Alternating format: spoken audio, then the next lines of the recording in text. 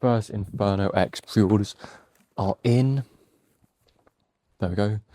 There is Korean Inferno X for you. That focuses up. And that's getting packed today. Mega Dream Preorders are in. They're getting packed today. Also got these in as well, that you can see them. So the Pikachu Presents box, so in Japanese as well. So it comes with 10 pack Super Electric Breaker, that promo card, and then a deck box and a binder. So got 10 of those. Got some Gen 1 starter decks coming in as well. Yesterday was crazy busy. Did 98 orders. It was a really busy weekend. And probably going to be continuously coming up to Christmas. So that's got done. I'm just going to hotspot so I can start printing stuff. And yeah, so that's been quite busy getting everything sorted and making sure everything gets out on time. It was a lot. I came in at the weekend to do some packing as well, just because what am I looking for? There just wasn't enough time. Yeah, there was too much coming in. I knew the pre-orders might start to come in, and there just wasn't enough time for that. So it's going to be similar today. I think we've got 14 pre-orders for those 20 boxes, so it's a case of that. And then I've got something like 30, I think, of just regular orders to get out. But first, so that's the orders. Let's get these pre-orders printed. So that should be all these. Yeah, 29 regular orders and then 14 of other orders. So let's get those labels generated, and then we'll start to do some packing. It's currently 12:26. I'll also try to get some comments as well, because I've been neglecting that really. So recently, just get back in the flow of things in that regard. Okay, and then while these labels are printing, we'll get on with the first order just to get them started. Nope, not that printer. Okay, that's going. And then update on the chargeback thing as well, I guess, but this is going. So let me find first order of the day. And then of course we've got all the other orders that are coming in. So I know at least there have been 2 more that come in. So that'll be up to 31. And then what are we doing for this? 201. So I've got a split. So we'll go here. So this is just split from the Inferno X Preorder. So yesterday I sent out a sort of spreadsheet that took way longer than it should have, and it was worth because Spotify was down for a bit yesterday as well. Not the front end, just the back end. That's one annoying thing that you can get when it comes to Shopify.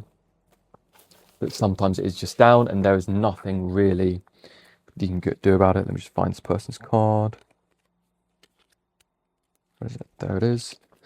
Do this one first. There's nothing really you can do about that. So I basically just put together a spreadsheet just so people can follow along, because of the 45 cases that I'd ordered, was shipped. And bear in mind, 4 of these were pre-release, these cases. But I had not that many. I think I've had 3, 4, 2, so 6 cases shipped so far, which isn't bad.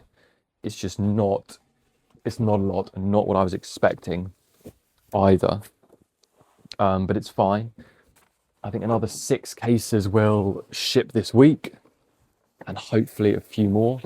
So that will bring us up to 12, and then still 8 short of what I need to fulfill everything. But it'll come. It's okay. Also got Battle Partners restock, and got a Paradise Dragona restock. So that is good, because that is also one of the sets that I oversold, Paradise Dragona. So good to have it back in stock. Certainly I need to do a stock count as well. So the end of every month, got to work out stock, work out what has been carried over, do all the accounts for November as well. And then it's also the end of a VAT period. So if you want to know what VAT looks like, they're not even a big business. I think my VAT bill for the last 3 months is about 33,000, which isn't nice. To have to sort of have that all go out at once. But that is just the price of things, unfortunately. It's just the cost of doing business. And it's fine. Everyone has to pay it, so it's not too big a deal. But, I mean, the way I do it probably isn't the way that you should do it. What is up with this bag? What am I supposed to do with that? Well, I don't want it, so I'm going to pack it a little bit and then do it up, just get rid of that bag. Because I do not want that. So that was packed international pack yesterday. That is the chargeback update is that the person who did the chargeback from the previous 2 orders ordered again. And I haven't got around to cancelling that order. And it messaging them and being like, well, maybe not. So I have no idea. I have no idea what is going on with that. But thankfully the evidence for that one hasn't gone off yet, so something else that can be included. It's really weird because I have no idea what is going on with that. There were also those 7 orders that came in from Italy sort of very quickly, and they were obviously all fraudulent orders. And I emailed the address attached to the account, and they got back to me and said, well, and sort of confirmed that they were fraudulent. So that was good. To get that cleared up and get those orders cancelled and the person refunded. So that was actually a nice resolution to an obvious scam. Probably the first obvious scam that I've seen. But I mean, is that an honour? The first time someone chooses your shop to scam people? I don't know. You know, that you're the destination for stolen credit cards. I'm not sure how people go about picking where they're going to make their purchase for a stolen credit card. I suppose smaller online stores are potentially easier. Not 100% sure. But yep, I was not the victim. Someone else was the victim, but I was almost the accomplice to a crime. Luckily, I got away from that one. As we work through these orders, also shout out to Jimmy the Lad for the eBay pre-sales. Hopefully that's going to get you up to, I did see your comment, even though I didn't get back to you. But hopefully that gets you to the point where you don't have to wait for delivery for payments to come in, that you can just get them after 24 hours, because that is the place to be. And yeah, I hope that your pre-orders all got out well, that you didn't have any problems with shipping. Japan is, I think, more reliable than Korea in terms of that. I don't know why there was such constrained supply by Pokemon Korea in this instance. They knew, they had the benefit of seeing what happens with the Japanese and English sets, and surely they were aware that this was going to be a really in demand product. But are they focused on printing other things? I don't know. It's very strange. I wonder if the creation of, or not the creation of, but the launch of solo leveling, or the solo leveling TCG, has caused some sort of supply shortages, or not printing facility shortages in Korea, and that's part of the reason why they haven't been able to get things out all the time, or why they've had sort of a bit more short supply for other sets, because there is a noticeably shorter supply when it comes to the more recent sets. But then again, these are also the more popular sets, so it's kind of partially to be expected. This is a massive Pikachu Presents box. I'm just going to throw that so it's in the way, but in another way. So we'll do that. So yeah, I wonder if that has something to do with it. I'm not sure. Because obviously so the way as I understand the wholesaling works is that they have basically connections with the factory. So they go to the factory and they order them. And so from there, you can kind of see what the other product listings that the wholesalers have, and then work out, well, presumably these factories are printing all of these things, or at least some of the factories that they have, that they're getting stuff from, are printing some of these things. And so you see stuff like Solar Leveling, you see stuff like One Piece. What else did I see? I haven't seen any Lorcana. Maybe it's just those three, but I'm sure there was something else. Oh, and sort of like Panini stuff, sports cards. So you see those sort of things. And obviously they all take some of the cut from, not some of the cut, but they take up some of the printing time from Pokemon. And there's only so long that these machines can be running, and there's only so many cards they can print. So presumably that has some constraints on it. How much? I don't know. To get some packs, I'm just going to have to give you a little bit of a hug. Hope you don't mind. There we go, 4 triple beat. Hopefully I don't have to come over there and invade your space again. 4 raging, 4 super electric. Might need a bigger box. 4 raging, 4 super electric. And I think it's definitely going to need a bigger box. Because these are not going to go down there, are they? No, great. Okay, scrap this. That's coming out for another day. And we'll put it in the big boxes that I don't have at the moment. Okay. So yeah, basically the idea is that it's taking some of the printing production from Pokemon. Presumably as these other TCGs grow. I'm not really sure like who's buying One Piece in Korean. Because I don't, well, to be honest, I have no idea about the prices for, well, I know some of the prices in English are crazy. I don't know, I don't really know for Japanese. I might start stocking it. I did actually rip some English the other day. I was at my local card shop, actually, to be honest. They had 2 packs of Phantasmal Flames left, which I bought. They had a UPC, I think the Charizard UPC, which I didn't buy. Not really interested in opening or holding. Although I believe that you can just list that anyway for money. So yeah. But didn't pick that up, and then 2 clay, and that's it. I didn't pick that up, and then I also just bought a couple of the latest Lorcana set, Whispers in the Well, and then the latest One Piece set, One Piece 13. And the One Piece card quality is actually really nice. It's quite heavyweight. Must be like 2 or 3 times the thickness of Pokemon cards. It actually feels really nice in the hand, and some of the artwork was quite nice as well. Some of the hollows from One Piece 13. Something about the will, I don't know. I believe it's like it's their special set, One Piece 13 is.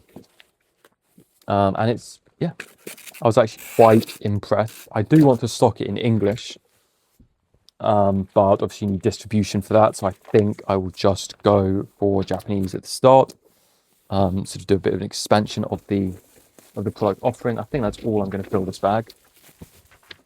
Great. And put that there. This is the problem with rolls of labels. You can buy labels flat. They don't have this problem. But if you buy a roll, this is the problem you get. And the problem being,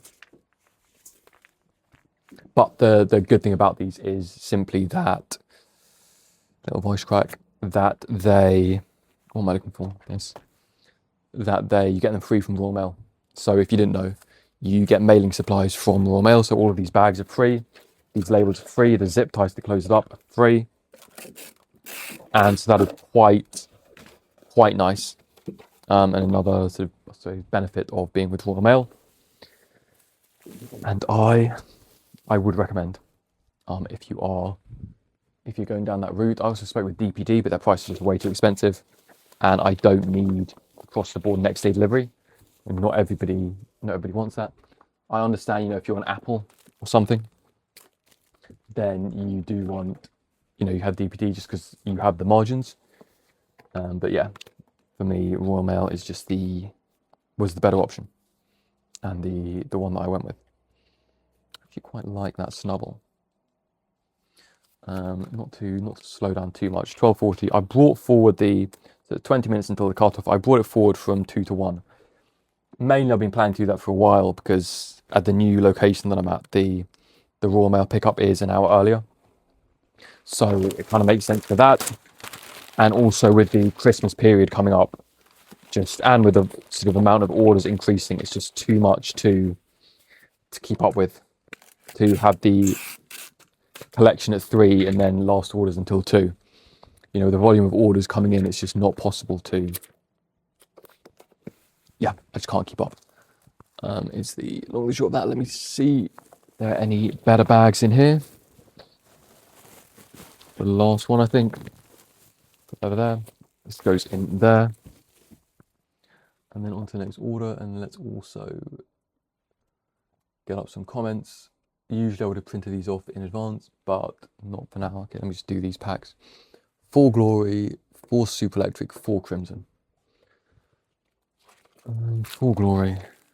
Every time I get a pack order, I'm always thinking I really should stop selling packs because it's so long. It's so much easier to sell boxes. And to be honest, that's what I do in Japanese. Mainly because the amount of Japanese boxes I have aren't that big. So I just sell the boxes, and then 1 V-Star, get another one open. So I just sell the boxes, and it's so much more convenient. I don't even know where I'd put the Japanese boxes, to be honest, even if I had them. There's got to be a better place for the Korean ones than just on the windowsill. But I don't have the shelf space for it. If you're wondering why I've got this absolute mess of those promo boxes back there, that is because why is that? I was looking for sleeves. Somehow I ran out of those promo sleeves, and I don't know where they are. And I'm meant to be getting these sleeves that are coming from China, that are made in a factory, presumably where everybody else gets their sleeves manufactured. And I was going to go to 1, 4, 4. Might fit in one of these. Presumably everyone else gets their sleeves manufactured. But those are going to take 55 days. They're coming by sea to get to me. So I'm not holding my breath on those anytime soon. So let's put these in here. I hope these will fit. I think they should. Yes, they do. And this will go across. And then put this in there. So, and I've got, I don't know how many sleeves I've got. I think it might be 1,000 packs of sleeves. So they'll be coming. But it's nice because it means I was selling the Ultra Pro ones. And to be honest, I couldn't tell the difference between them. And getting them wholesale means I can sell them for a much cheaper price. So as far as I'm concerned, it's happy days. And same with card savers as well. I was previously buying them from Vortex. But again, getting them manufactured. I mean, the ones that I'm getting in will also say the Chase Club, like embossed on them. So that's also nice. It's something to have. It wasn't something I was really looking at, but they messaged me. And I was like, yeah, go on then. And then they said, do you want 10,000 packs of sleeves? And I said, no. I cannot comprehend how much space 10,000 packs of sleeves would take up. So I think I've started with 1,000. We'll see what that looks like. Obviously, you get better rates for 10,000. So in the future, hopefully. Because I have, and I've listed stuff in the past, it does all sell. So it goes decently well. But yeah, I don't think I'm going to be doing that kind of volume anytime soon in terms of sleeves. But we will see. Okay, we do this one and then actually when I open this pack, let's see if we've got any questions, which we do. Sort by newest. Where did I go down to? Sort of English now. It was, so this was on the video that I did that was a bit different from the usual. I don't know, it's a sitting and talking one. I don't know how it was, if it was well received or not. I think it was. I mean, it seemed to have got some interesting it was interesting to see people offering their perspectives on collecting. But the video was, did Pokemon lose a generation? And effectively it was in response to this idea. Well, I just see a few times, quite often on Reddit, these people going that if kids can't rip packs, then they're just not going to be able to, and Pokemon's going to die because there's not going to be this nostalgia for the hobby.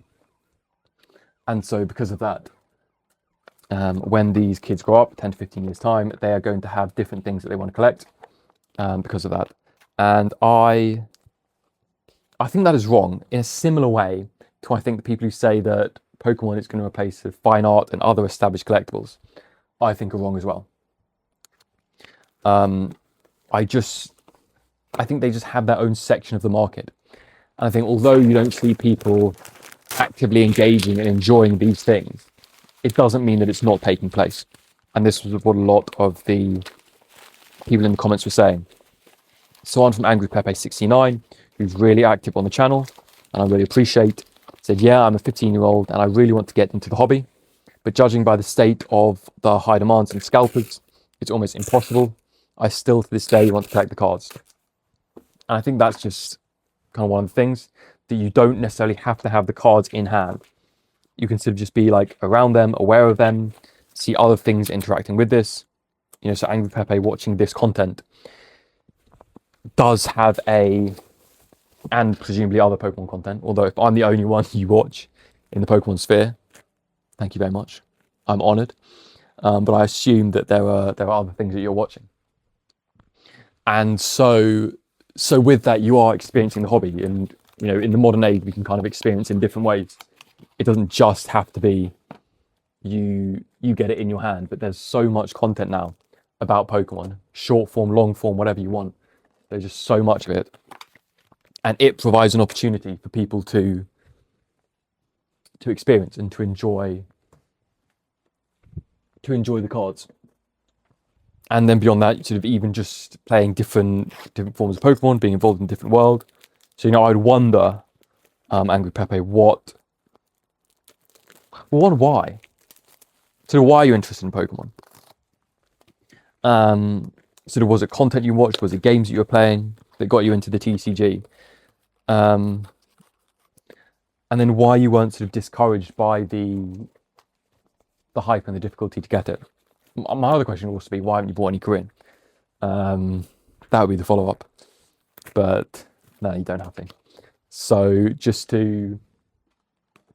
because, you know, there are different ways to enjoy, but, you know, not just English. You can get Pokemon cards in hand, get really good artwork in hand, without going through English.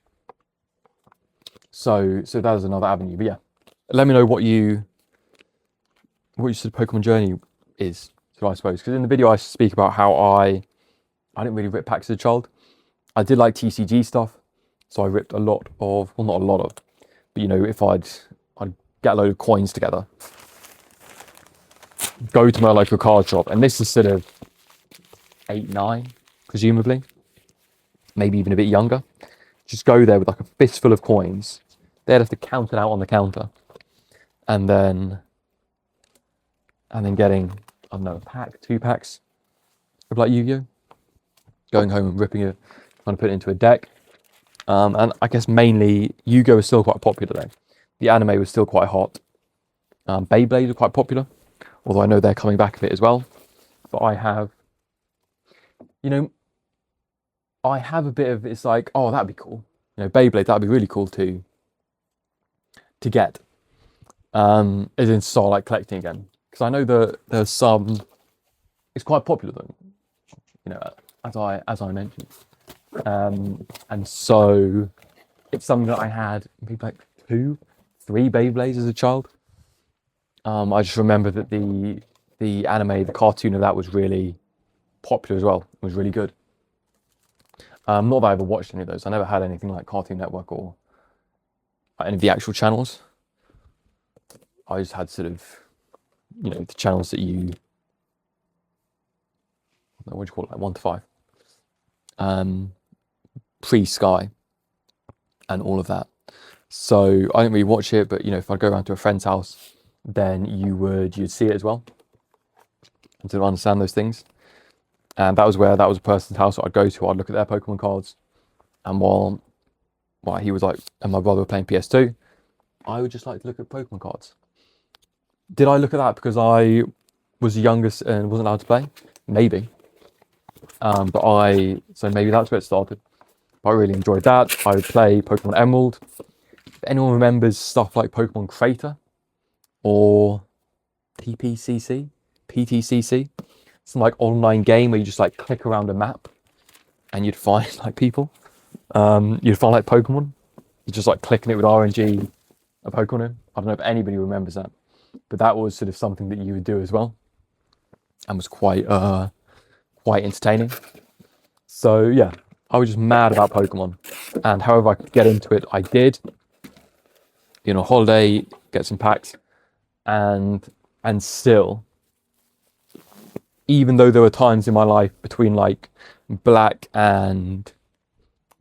white, and between up to Let's Go Pikachu, Let's Go Eevee, I was still sort of aware of Pokemon. I still knew what kind of games were getting released, knew what different mechanics were being released in Pokemon. I was still aware of these things. I was still sort of in the world, keeping up with the hobby. And I think that's true for a lot of Pokemon fans, a lot of young people. And I guess I was like growing up at the start of that sort of modern age, like information age, where you can keep up with something even though you're not actively in it. Even though, maybe I'm not, I don't know, going to like Pokemon meetups or stuff like that. That you can just, it is so much easier to stay aware with YouTube, all these algorithms being like curated for your interests. If you're into Pokemon, it's going to show you Pokemon stuff, and you don't need to like seek it out in the real world, I guess. So that's why that was kind of the thesis or the idea of the video, and why I think it didn't seem it was going to be a problem. Next, we've got on one of the Pack and Chill videos, on the one from the 26th, which was talking a bit about the Mega eBay. And this is Jimmy the Lad 89, and this is where he told me that he sold 3 of the Mega Dream sets on his eBay for pre-sales. So I hope that has all gone well. I hope the shipment from Japan wasn't too surprising, sort of in terms of any of like the back end stuff, or the unexpected costs, admin fees, VAT. Hope that all went well. You managed to get those packed out and shipped up, although maybe not yet. I'm only just doing it because usually the way it works with Japan is they'll give you a few pricing dates. I think it goes to 2 days before release, so that'll be a bit more expensive. Then you've got a day before release, so on the Thursday that'll be a bit more expensive. Then you've got release day, that'll be a bit more expensive, that'll be a bit cheaper. So as it gets closer to release, it'll be cheaper, and then they'll give you the Friday price, the release day price, and then the Monday price, which will be cheaper again. So you do get that benefit that you can kind of choose when you want to release it. I suppose you get that a little bit with Korea, so you can get some pre-release stuff, and obviously that is a week before, although typically Korean suppliers don't ship until the Monday, just because it's hard to get the supply in. I don't know how it works in Japan, how they get stuff so early, but they do, and yeah, happy for it. So yeah, I hope that yours should be arriving soon, depending on what shipping method it was, and maybe you got more than 3 by the time it came to release. And then you also commented on the 7 orders, which 100% confirmed now to be a scam, or to be credit card fraud. And luckily that has been dealt with, and no need for me to worry any more about that, because while it could just be sort of charged back, it would be a £10 fee, which would be really annoying to have to take, just because someone did credit card fraud on your website. So luckily that has been avoided. And yeah, happy days. Then another comment on the did Pokemon lose a generation? And it's me, Steve 1081, said, I'm 28, been collecting since I was a kid. I stopped collecting a couple of years ago, but every now and then I'll buy an ETB or something to get my fixed, and then I just sell everything for half price or even lower on offer, because I didn't even care about the cards, it's about the experience. And that first one, I think for me, also to point REV is Pokemon gambling. And I can see why people outside the hobby who've never ripped Pokemon cards see it as gambling. Because the most viral content, the content that spreads the most, is all of this talk about value, which is a shame. That is kind of what publicly represents a hobby. That it's all about holding something, investing, gambling on the price of a box, or speculating, I suppose is a more accurate term for it, but gambling when it comes to ripping. And that was his experience. It's me, Steve, was the exact experience that I had when I was just getting back into the hobby, in where I was like, okay, let me just buy an ETB. And then I sort of had the cards, I just listed them for auction. I said, I've got all of these cards loaded bulk from these ETBs. I think I packed it all in one of the ETB boxes as well, and just shipped it off. And it was exactly the same sort of format. I just had, it was fun. It was like ritualistic, because it was precious, because these were the only cards that I actually had for a very long time, and the only time I've actually bought Pokemon cards up to that point with my money. I can't remember what that was, like August 2023, something like that. I think Obsidian Flames had just come out, and so I bought that and opened it, as well as Paldea Evolved and Scarlet and Violet base. So 4 ETBs, 2 from the base set, and then the other 2. And I was just like, I'm not keeping up with this. And some of the artworks were cool, but I was just like, nah, that's fine. I'd rather just sell it. I don't need to hang on to it. I'd never do that to my sort of childhood cards. I don't know why I place a bit more value onto it. I guess there's more nostalgia attached with things that you collect when you were younger, than sort of buy as an adult. And I just I had fun opening, looking through all the artworks, like genuinely looking through all the artworks. I know it's a bit of a meme, like when you don't get a hit, you kind of like, you appreciate the art. But genuinely, I appreciated the artwork. And I hadn't seen Pokemon cards for such a long time. I don't think I looked at any of the set lists, because like in the ETB you get a set list, which I really like. I like looking through those booklets, seeing everything that you can get, and then just selling it off. Not that I'd planned to sell it off when it started, but it was just that I was like in a liquidating mode, just selling everything, game collection and all. Speaking of game collections, just before I get back to the rest of it, it's me, Steve's comment. I recently found my mother used to run work in an electronics company, mainly chess computers, ages ago. And so in the house we had, that was like how I had my first ever games console, which was an SNES, and my brother had a Sega Mega Drive, because they were just like leftover stock and never sold. So it was kind of like that era of electronics. And then also some of the original Game & Watches. So Donkey Kong Jr., the dual screen Zelda, and the Super Mario one. The Super Mario and the Zelda one in their original box with like the instructions and everything. And the Donkey Kong Jr. one was in a Super Mario box. And I remember playing them as a child, really hard. Never completed them. I got anywhere close to completing them. Genuinely hard games, but really cool. And those things that I'd never sell. I would have no interest in selling them. Although I said that when I had the original games, but it was just like I was in a position where I just needed, where the money was more important to me than the games at that time. And it was just like, look, I'm just going to sell these, and then if I do, you know, if I can afford them in the future, then I'll buy them back, which I plan to.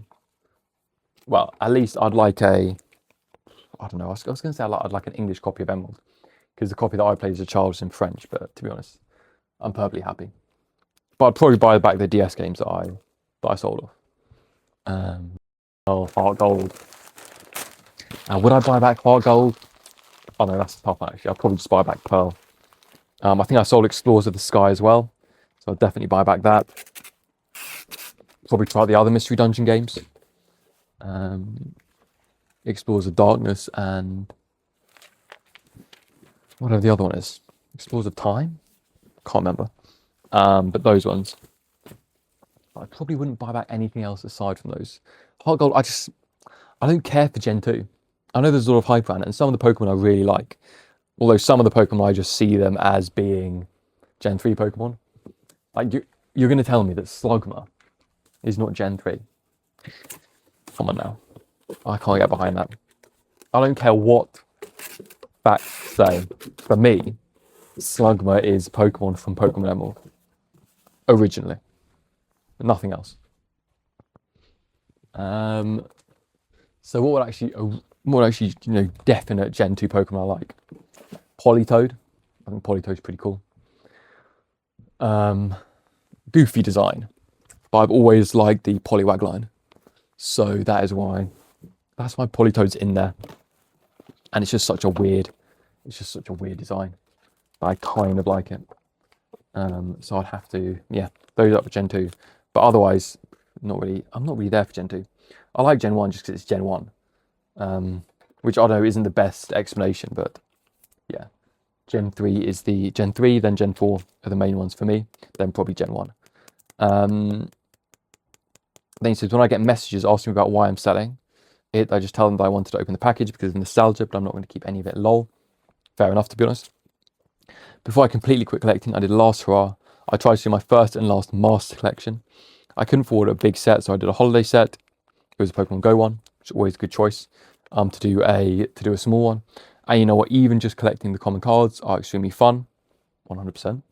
You still get to see so many cards. It's so satisfying to see a whole evolution line, even if none of them are EX or full art cards. The only expensive cards are the full art and stuff like that. Other than that, all the other cards are so cheap. We're talking literally pennies.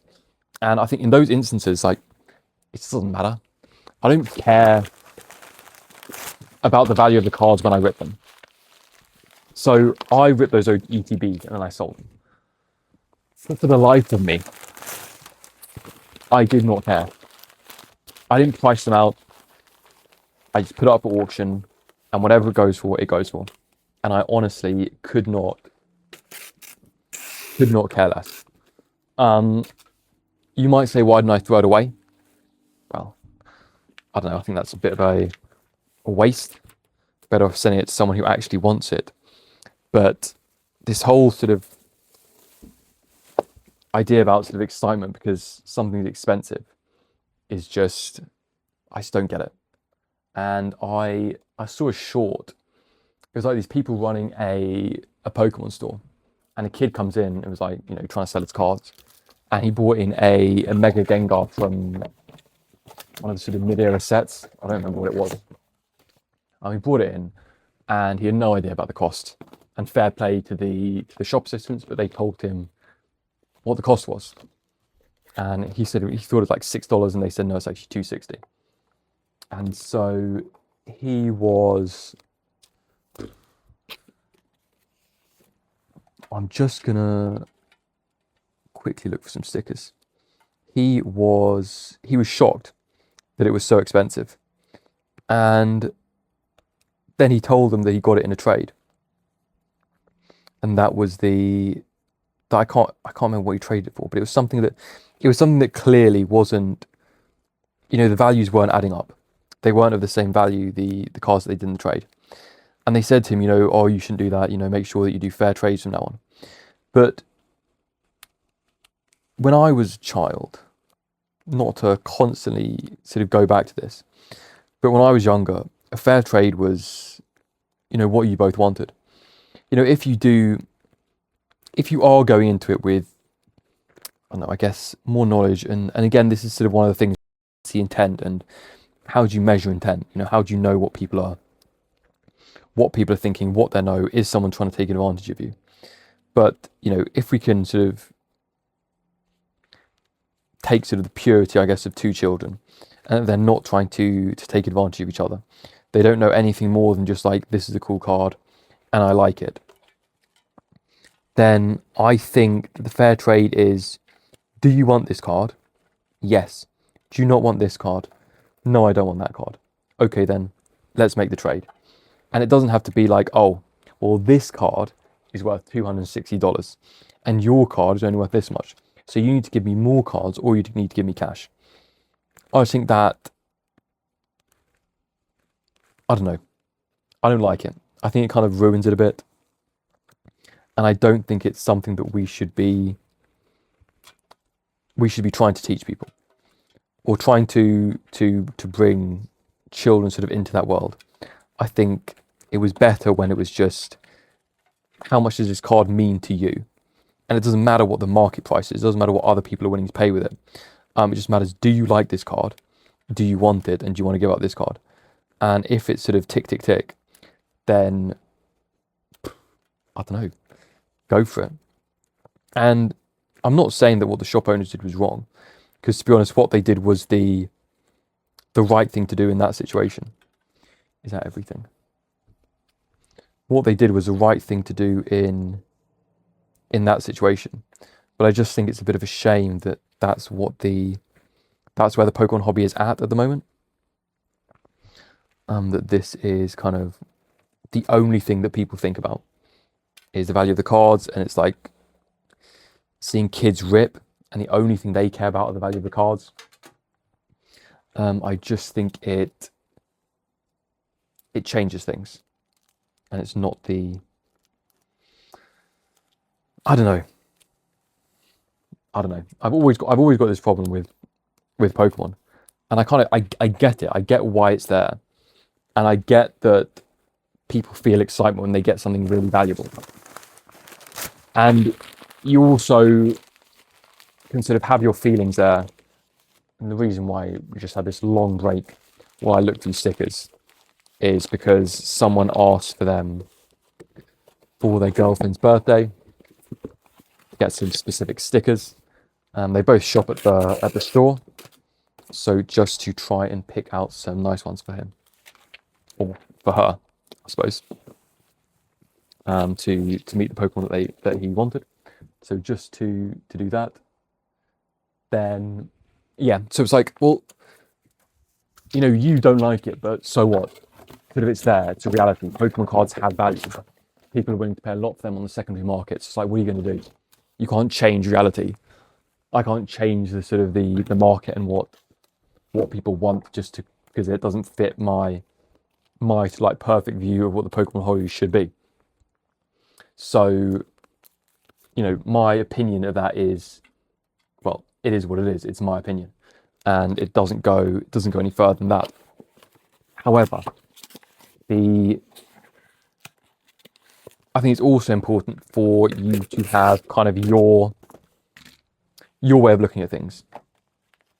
And so for me, I don't care about what the hype Pokemon is, to be honest. It has no bearing on how I'm going to go about collecting. And so in a way, I've got this sort of, I'm affected by the Pokemon market because I'm perhaps a more contrarian take, in the sense that, although, to be honest, not really. I was going to say I'm contrarian in the sense that everyone's going after modern. And I'm just like, well, you know, really, if I'm going to buy singles, I'm buying vintage.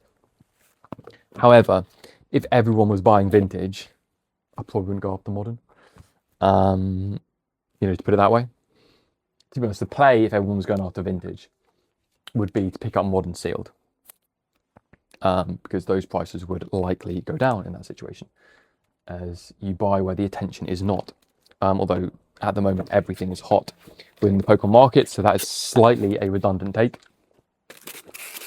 Although some things are not as hot as other things, and it's always important to be aware of those things and to be looking in the right direction.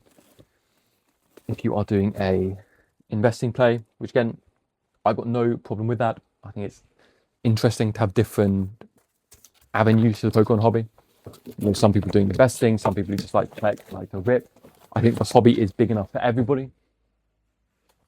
And although it might not seem like that at the moment, you say the hobby is big enough for everybody, and yet 12, and yet people can't get product, which is true. So how am I going to reconcile this? What is my response to that? I suppose, I don't know. I mean, is there something unique going on because of the what do you call it? 30th anniversary. You know, are Pokemon intentionally stifling production? I don't think no, but I don't think 100% yes. I think, let's put it this way: if I were Pokemon, I would want 30th anniversary to be smooth. I would want there to be an abundance of product and for it to be a memorable time. Let's put it that way. That's what I would do if I were in Pokemon shoes. And I'm sure the Pokemon company has more business knowledge and business acumen than I do. So I have no doubt that whatever their decision is probably the right decision. And they really are the gold standard in terms of managing TCGs. So it's a tough one. I think really it is a supply of cards. It's made worse by the fact that people are able to scalp product. So I think if you wanted to go on the internet, if you want to go on eBay and you wanted to buy product, there's product available to you. It's not like you can't get any Destined Rivals, any Phantasmal Flames. It's more the price that is being asked. Because we see so much product is available on eBay, whatever set you could think of. It's just the price isn't one that the market deems fair, or that they want to pay for many of these sets, like Destined Rivals. And I 100% agree with that. Hence the Korean. I think that those prices are not fair at all. They're not justified. And that does cause a problem then in the hobby. But it's like, how do you get around that? I think the only viable thing that I can see, because Pokemon are not going to just trash what they have.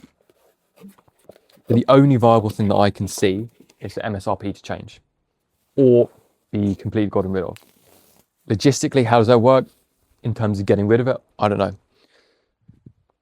MSRP increasing, I don't think people need to be as worried about that as it sounds. Because let's face it, Pokemon has gone for below MSRP before. So if a set release and people are like, not that into it, it's fine. It can go for below MSRP. That's no problem at all. MSRP does not mean it doesn't go below MSRP. But what it does mean is that there is less margin for scalpers to take. And I think that that is a good thing. So, you know, because MSRP was put up at the beginning of Scarlet and Violet. And Scarlet and Violet booster packs were cheap, sort of early on. It's only recently that they've gone so high. So I think there's absolutely no reason to hear MSRP is going up and then treating it as a terrible thing. Because at the end of the day, you know, it's not like the MSRP of milk is going up. Not the MSRP, but the cost of milk is going up. Not that milk is an essential, but you know, you get what I mean. It's not as though some kind of like essential good is going up. It's more the fact that a sort of a luxury spending product is going up. And if you don't want it, then you're just like, well, I'm just going to skip this. Or I'll buy a set which is cheaper, which is below MSRP. So I don't care about it being sort of the latest and greatest. And sort of that's then how things get dictated. So Symphonia Triple Crimson Brave Super Glory. Symphonia Crimson Triple. Oh. Brave, Glory, Super Glory, was it? Let's have a little look. It was. And I didn't even take it.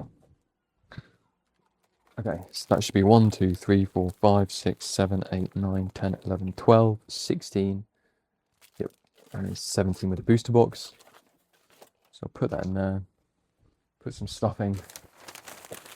Yeah, so I don't think that the raised MSRP is necessarily should be something that makes people sort of pull back and go, hey, why are Pokemon doing this?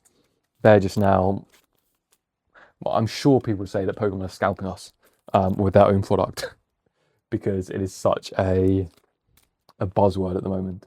To be honest, scalping really has lost all meaning. The way people throw it around.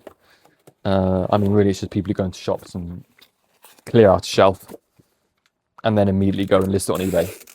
In my opinion, that's what scalping is. But the way people just like bandy it around is just, what does it even mean anymore?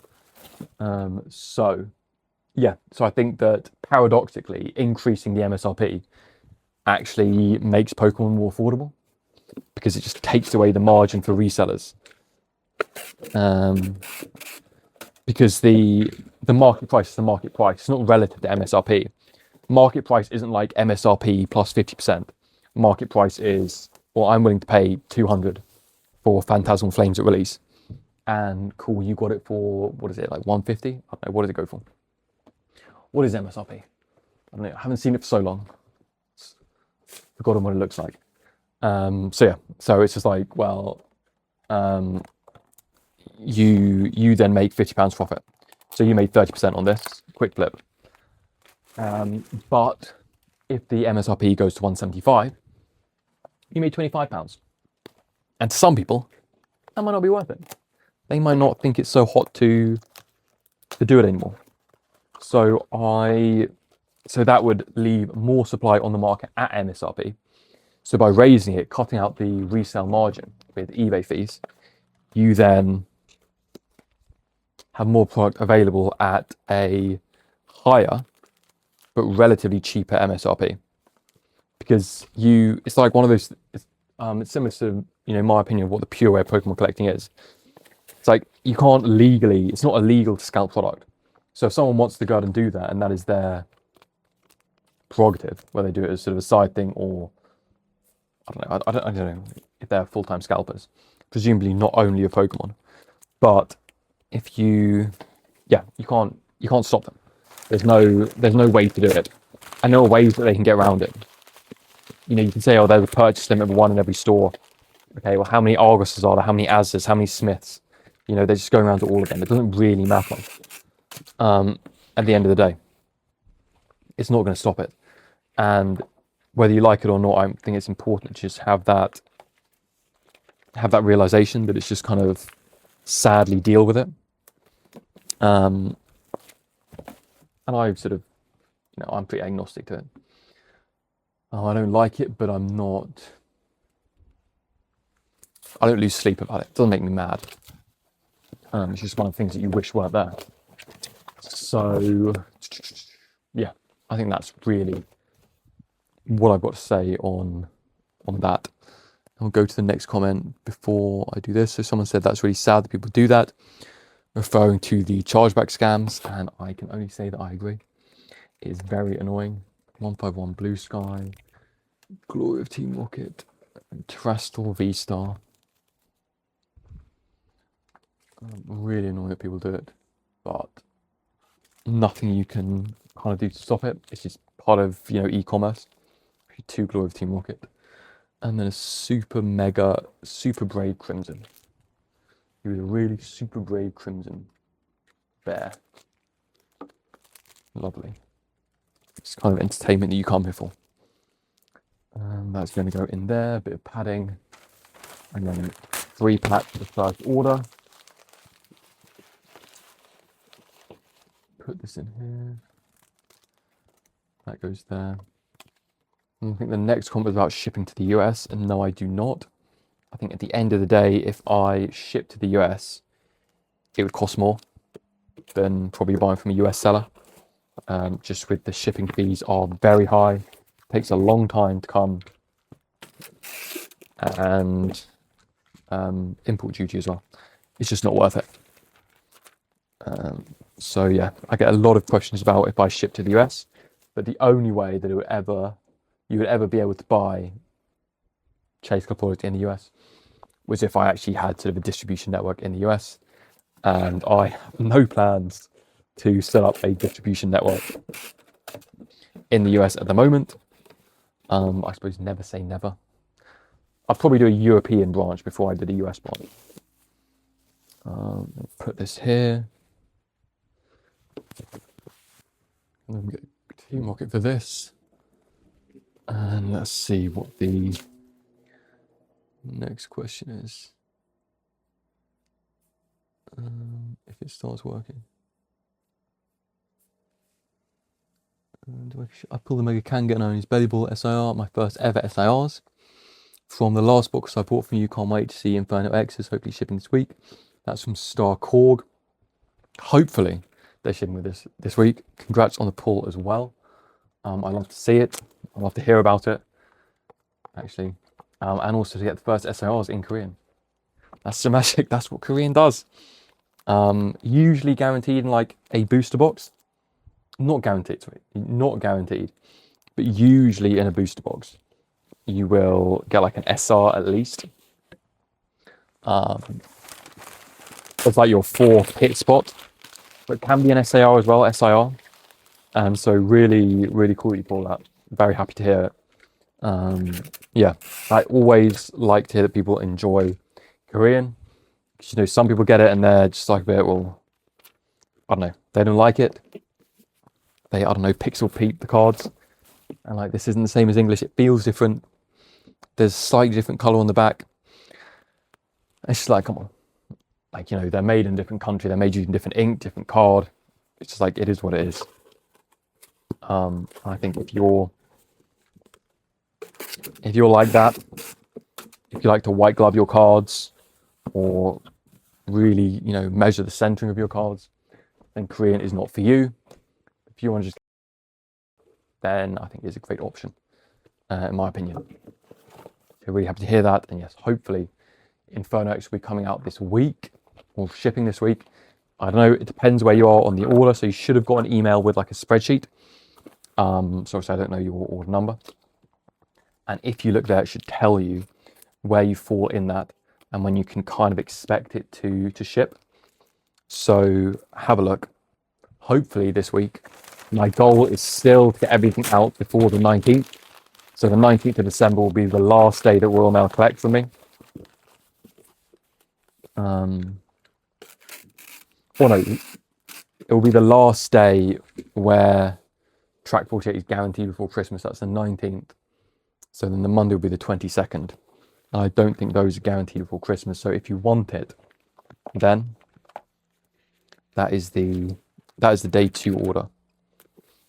That is the last day you can order. And so I'm hoping that I'll be able to get everything out before then. I think it should. As far as I understand, I have had 6 cases ship, another 6 that are ready to ship. So should be, so sort of as in they're ready to be picked up by FedEx in Korea. And then the remaining cases, was it 33 cases that I've ordered? I have no idea. Luckily, I only need 20 cases to fulfill pre-orders. So after this one, only 8. Only 8 more need to come in. And just fingers crossed that someone can produce that. Why am I trying to put another card in? The sticker and a free pack. And then that is that for the standard orders, or for the regular orders that came in today. Now we are going to move on to Mega Dream in Japanese and get those pre-orders out. And then I will actually know, I'm going to have to do some more. There probably will be a couple more. Let me see, because this one was at 10:04 a.m. There are definitely going to be a few more. So let's just have a look at this. Great. 1, 2, 3, 4, 5. 5 more I need to do. Fine. Fine. Let's do this then. Let me put this in the bin first. This is a Paradise Mega Symphonia Mega Braid. Okay, these will be a bit slower because I've got to write the messages for these as well and print as I go. But let's get these. Let's get these out. So Mega Braid, Mega Symphonia, and Paradise. Mega Braid, Mega Symphonia, and then I need to restock the shells, but I'll do that off camera. We'll see how long it goes. If I do it, if I can get a bit done before. Actually, no, I've got the Paradise down here. Don't need to go into that box just yet. The other thing about the Mega Brave, sorry, the Inferno X, is that hoping that there is no damage to any of the shipments. Because if there is, that would be very unfortunate, as I can't, as things are so tight that I don't really want anything to be damaged as I print it. So let me just write this.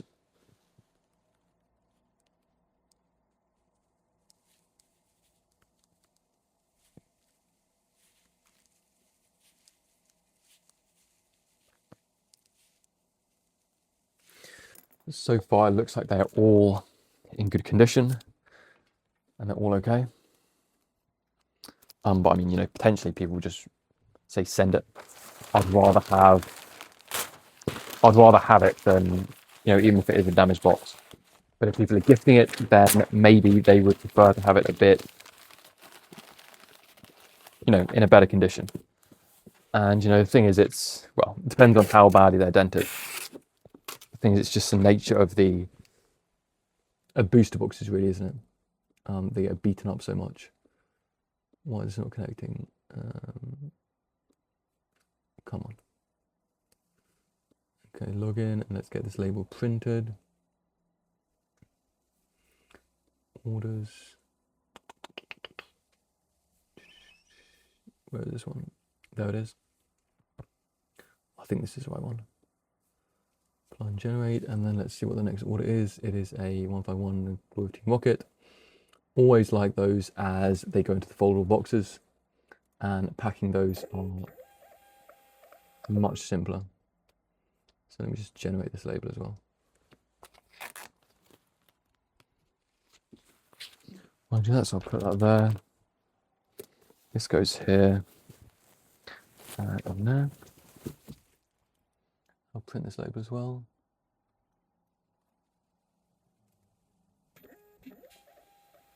And 151 and a Glory Team rocket. And then we'll get on to just 14 orders for the Mega Dream. I actually haven't seen the set yet. The box is still sealed, so we will get to look at that together. Isn't that nice? And this is the first order.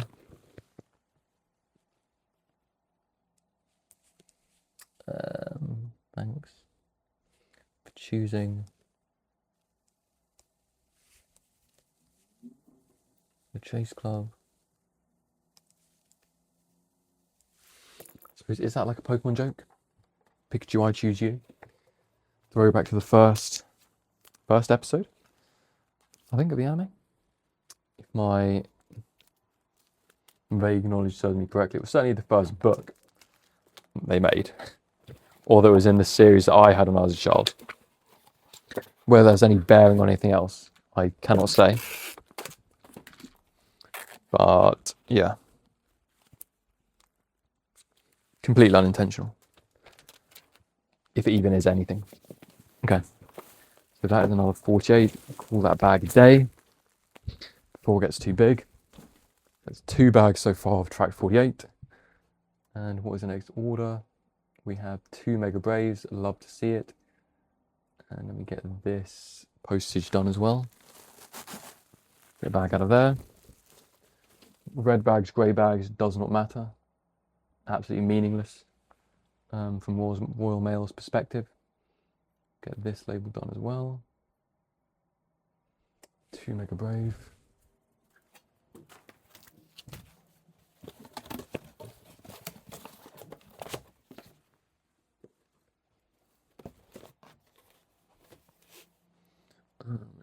this order.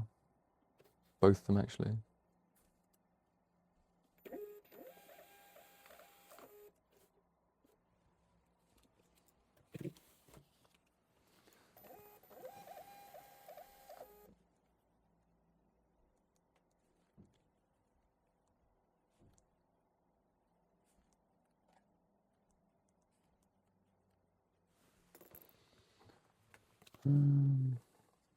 Okay.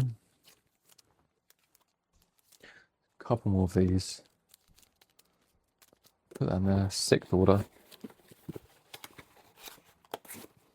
Next is the 1st order. It's only 137, so not too much of a rush at the moment. And it's 1st order for 2 Battle Partners and 2 Paradise Dragona. So both restocked yesterday. Track 24 as well.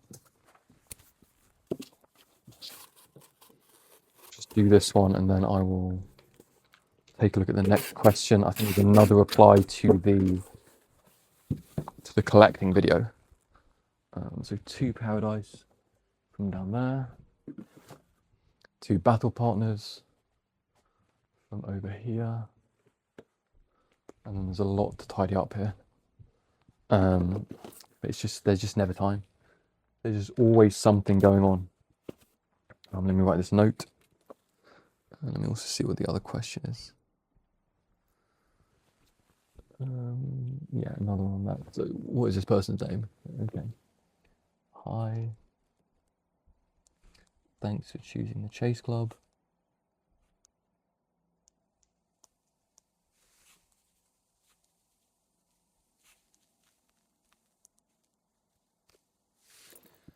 And I'll pack that up. And the next comment is from Calaminites9335. I'm 17 and make my own money and spend a lot of money on cards. And yes, I'm still snugly and into it. Not sure what that last bit means. But there you go. Got to have your priorities. You know, if you make your own money, decide what to do with it. As a kid, I mean, fair play making it at 17. And when did I start making money?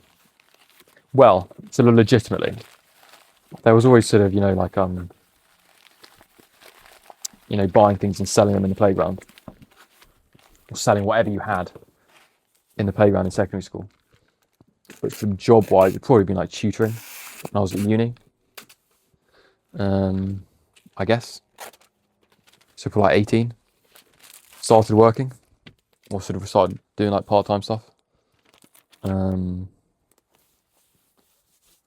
But I don't, what did I spend it on? I don't know. Probably Switch. Was it that time? Probably about that time. So probably like video games. That's what I was mainly spending on. This is another nice one. 2 Battle Partners. That was what I was mainly spending my money on. I do have to go and taste this. But yeah, so not all kids are sort of priced out of it. I don't know if I'd buy Pokemon cards at that age. I might buy some singles. Would I buy singles? I don't know. You know, do children like getting singles? I don't know. Is that something that that they're into? If there's, you know, anyone sort of who wants to weigh in that from either side of the conversation, please let me know. I suppose maybe we've seen like a slab would be cool. Like if it was like a PSA 8 or something modern, you know, because at that grade it's like, what does it even matter? And then they all look the same. There's no, I think for most people, PSA 8 to 10, you're just like, yeah, it's a really nice condition card. It's no big deal. Obviously, you know, people who are more sort of sensitive to those kind of things will see a difference. But I think buying for a child, getting them like a graded thing, I think that's cool. Although I personally prefer like the whole binder thing. I like looking through a binder. I think it's more satisfying, and I think graded binders are a bit, I don't know. Graded binders don't do it for me. They don't give me any their existence doesn't give me joy. Put it that way. I would, if I was Marie Kondoing it, I would throw them out. But there we go. Okay, let's get these. So this is the last of the standard orders. Don't know how many that was. Like 4 extra. It's about 30 something, which is the new normal. That is that. Okay, so I'm going to go and bring these. Just clear some space. Get these Mega Dreams over here. Get the labels for them printed. While I'm going to bring it over and open it up. So I think these are they. I haven't done the postage. Okay. I've just got to go through and do all the postage. This took something that took me a long time to work out. Is that you can sort of autofill the applying postage on Royal Mail. So I'd 100% recommend that you. Why am I doing that? 100% recommend that you go and do that. Because it was a big help. To speed up the process. There's also something you can do if you install the drivers for Royal Mail, where it will, when you click generate labels, it will just auto print. I did have it on like the Windows machine I had set up, but that died. Don't know why. I've had to buy a new mini PC, which is arriving today. I suppose if you spend like £100 on a mini PC, expect it to fail.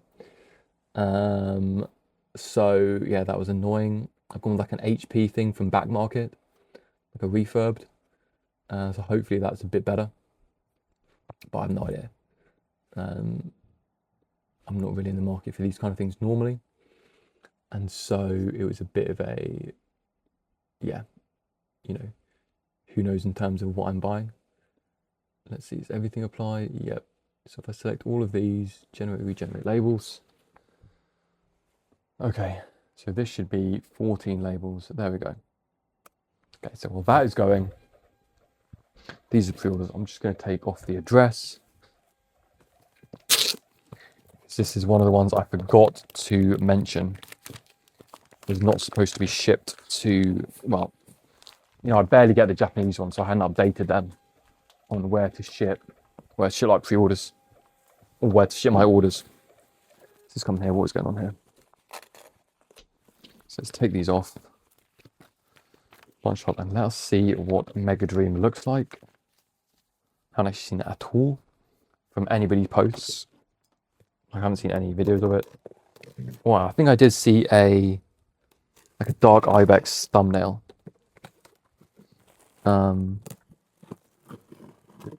Yeah. So I kind of expect. Oh, look at that! They gave me a free pack. Cyber Judge. That's nice. They gave me a free Cyber Judge pack. Isn't that lovely? And it's been a long time since I've had a seal case in Japanese. I don't think I've ever had a sealed Japanese high-class set. Something like Crimson Stellar. I don't know what I did for my just add this box to the random pile of boxes. So where it's opening from there. I do remember that these kind of brutalize your fingertips, as the edges of the cardboard are serrated. So as you slide your finger to get rid of the glue, it can be quite nasty.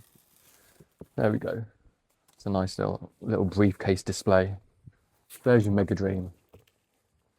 20 of them in there. Satisfying to get these cases. Get that out of the way. And I'm going to put it on this shelf here, because we're just doing these. Just slide or knock you over, Inferno X. Pick this up. Give it a bit more breathing space. And let's get these packed. So they're not all going to be... Should we rip it? Come on then. Let's see, what we're going to get from Japanese Cyber Judge.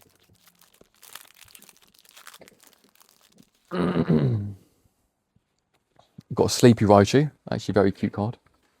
Is that going to focus? Sleepy Raichu. The dung beetle thing. Pidove. Looks like a cat scratcher, to be honest. I think that's a rare.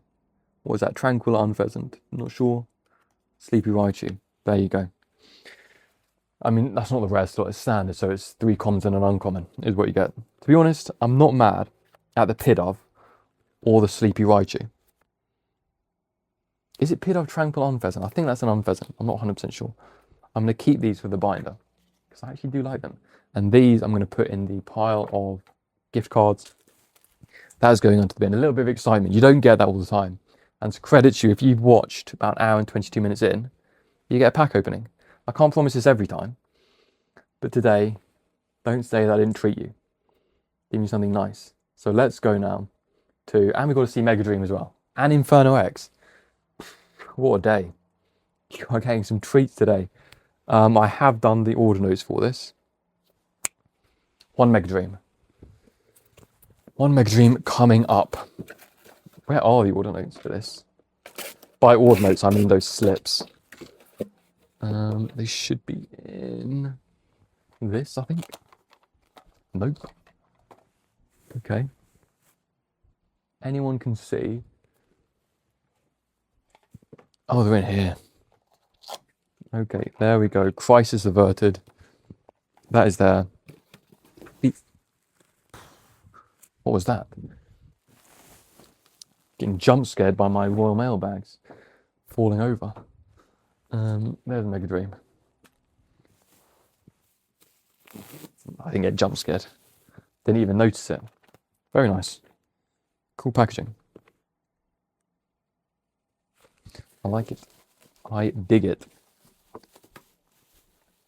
I'm actually going to wrap this up. So we'll take this and take this. Because I don't trust these single sleeve boxes, you know. I wish they had double sleeve ones. Alas. Or it's not double sleeved. Although shout out double sleeved. I wish they had double wall 6x4x4 boxes. There we go. Finally managed to get it out. Because, yeah, single wall I just think are too fragile. But there we go. So this is going to take this out. Give it a bit of space. And so that's first Mega Dream pre-order complete. How exciting. Into the 48 bag. And what have we got next? Oh, brother. We've got a Mega Dream and an Inferno X. Fine. And we've got a V-Star Raging Surf Super Electric. V-Star Raging Surf Super Electric. 2 battle, a heat wave, 2 black bolt. So 1 heat wave, 2 battle, 2 black bolt. 2 black bolt. And hopefully 2 battle partners in here. 2 battle partners in here. Some left over. And then a Mega Dream and an Inferno X. Fine. Inferno X. Mega Dream. Tasty. And packs going in on top of that. Then this. They get the back scratcher. Beautiful. That goes in there. I'm going to put a little bit of this in.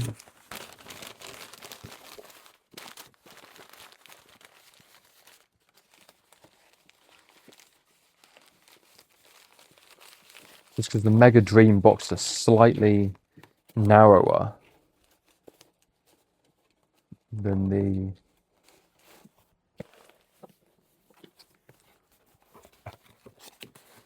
Korean ones. So it would leave a bit too much space on that side. So I'm just going to put that in and hopefully that covers it. And I hope that everyone has put down their address correctly on these, because I would hate for something to be misdelivered. This is going to the Isle of Man.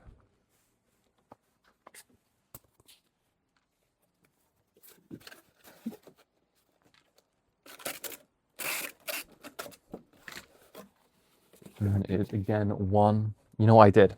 I forgot to put the VAT for orders to the Isle of Man. I haven't sort of charged this person. And thankfully I updated it.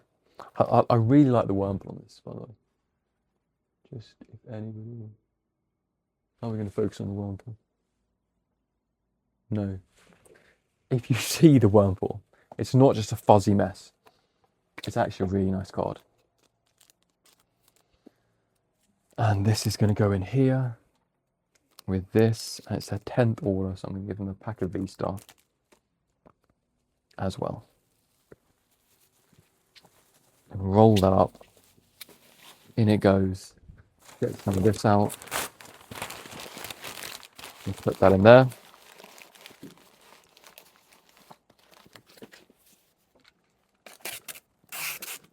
And it's 152. So we'll do this, and then I'm going to get out as many Inferno X as possible. Hopefully, everything. Come on now, we don't have time for this. What's next? And let's see, we've got another comment coming up. I ripped an EX card. The foil came out. I said that I'm, in a rush now. And the foil came out, and the cardboard is white. Yes, indeed it is. The middle layer is slightly greyish. I can't tell if it's real or fake, but all the other bulk when I ripped it is blue. It's black bulk Korean booster box. Black bulk Korean booster box. I mean, to be honest, in my opinion, it's like a greyish blue. You're also just not going to get that. The bulk is genuine, and then you got like a fake EX. It just doesn't make sense. It doesn't check. It should be like a greyish blue in the middle of the card. Of the sorry, not the card. Yeah, of the card. The middle of the card should be like a greyish blue. The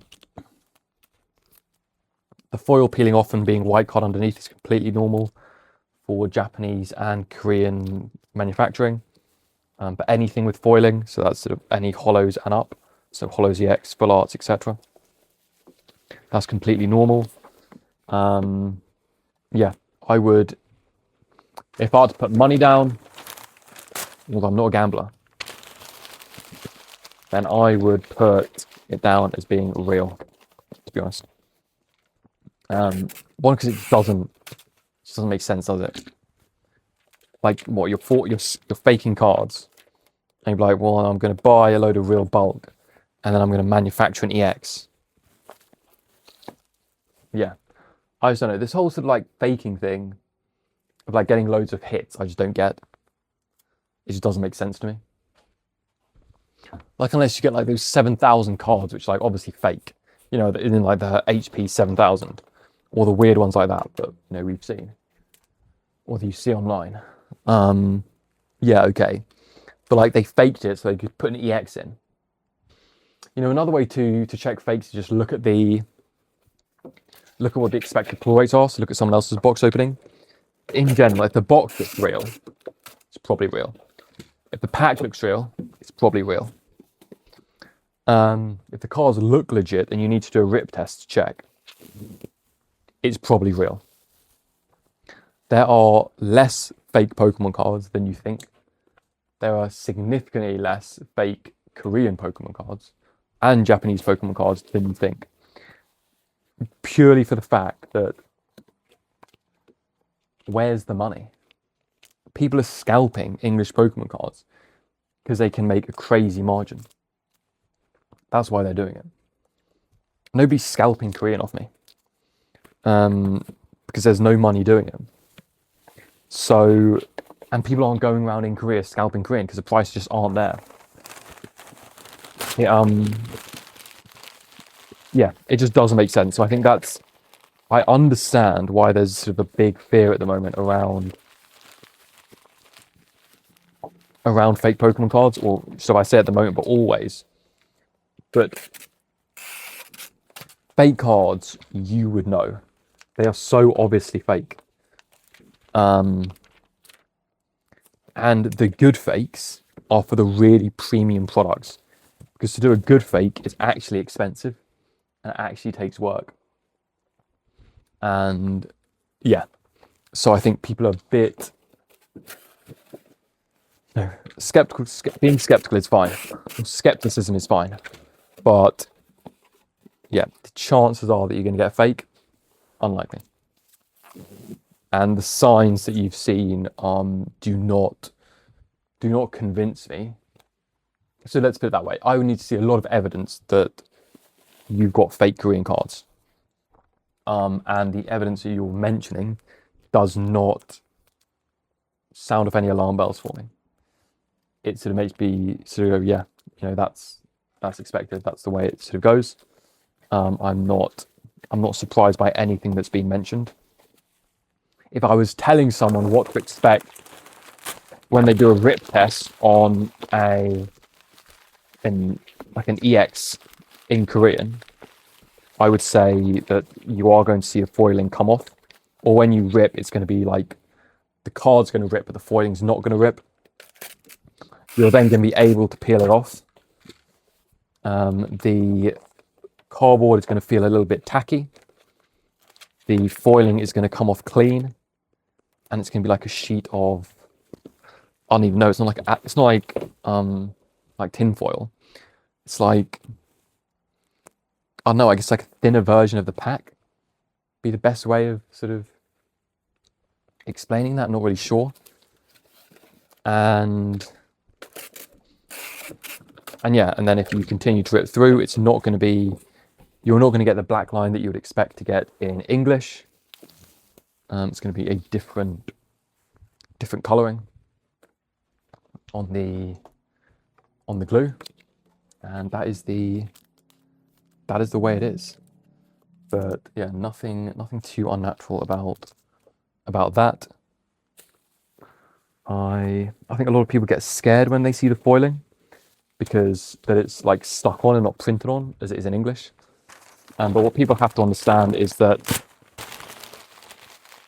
you just have different production methods, and you can't, the same sort of tests that you would apply to English. So for example, in English, if you found sort of a card felt really thin, you would say, oh, that's a fake card. Whereas Korean or Japanese, that would be normal. If an English reverse is slightly faded, you'd be like, oh, that's a fake card. But if you look at a Korean one, it's completely normal. So it's having a look at these different things and judging them by the standards of their language. So if you're looking up, is my Korean Pokemon card fake, not is my Pokemon card fake, because that will just direct you to typically English. So for example, there's a really good guide by, I think, the late Justin Basil, I believe is his name, who did a lot of the translations for Poker Beach, but sadly passed away recently. And he has a very good article on fake English cards, where he goes in detail. Actually, his website is a great resource for anybody sort of around Pokemon, but it's mainly targeted towards players, as Poker Beach generally is. And from there, you can see what it would mean for a fake English card. But the specification by Justin Basil is clearly, this is what a fake English card would be. So having a faded back and then a faded blue is a sign of a fake card in English. However, when it comes to Korean, that would not be the case. And I think, as usual, my recommendation for knowledge on that would be to go and watch a Crystal Collects video. And that would be that's my standard recommendation. So watch her do a pack opening of the set in question. And hopefully she'll be able to allay some of your fears and let you realize sort of what something real should look like.